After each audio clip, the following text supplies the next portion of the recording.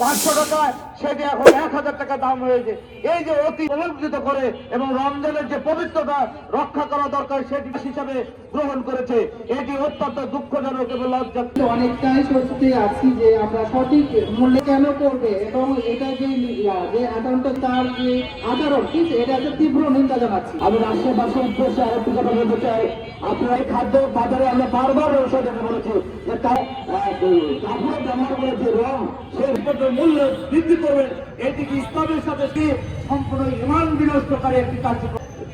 যদি ধর্ম পালন করতে হয় তাহলে ধর্মের যে ভেজাল খাদ্য তৈরি করে এই রমজান ছিল 800 টাকা, সেটা এখন 1200 টাকা। আপনার জীবনের জন্য সেই সংখ্যাটি আপনার জীবনকে আমরা মুসলমান কান্ট্রি হয়েও আমাদের 12 মাসের মধ্যে একটি রমজান মাসের পবিত্র মাস হচ্ছে রমজান। সেই রমজান মাসে আমরা দেখি 11 মাসের যে ব্যবসা তারা করে তার সেই মুনাফার অনেক মূল্যের মুনাফা করার জন্য এই মাসটিকে তারা বেছে নেয়। এটা অত্যন্ত দুঃখের বিষয়।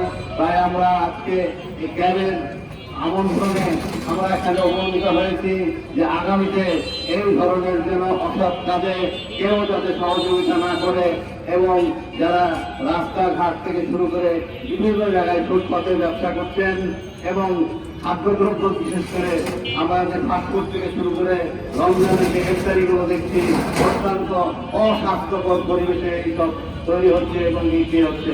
আমরা তাই ভক্তরা অধিকার এবং রাজশাহী প্রশাসনকে জানাতে চাই যে অতি অবিলম্বে এই সকল হাইজেনিক খাদ্য না তৈরি করে যে বিক্রি করা হচ্ছে এবং মানুষের জীবনের যে ঝুঁকিপূর্ণ দিকে ঠেলে নিয়ে যাওয়া হচ্ছে এখান থেকে বিরত থাকার জন্য আরো দ্রুত অতি দ্রুত যাতে আমাদের রাজশাহীকে এই ভোক্তা অধিকারের ব্যানারে এবং ক্যাবের সহযোগিতায় যাতে মনিটরিং টিম বাজারে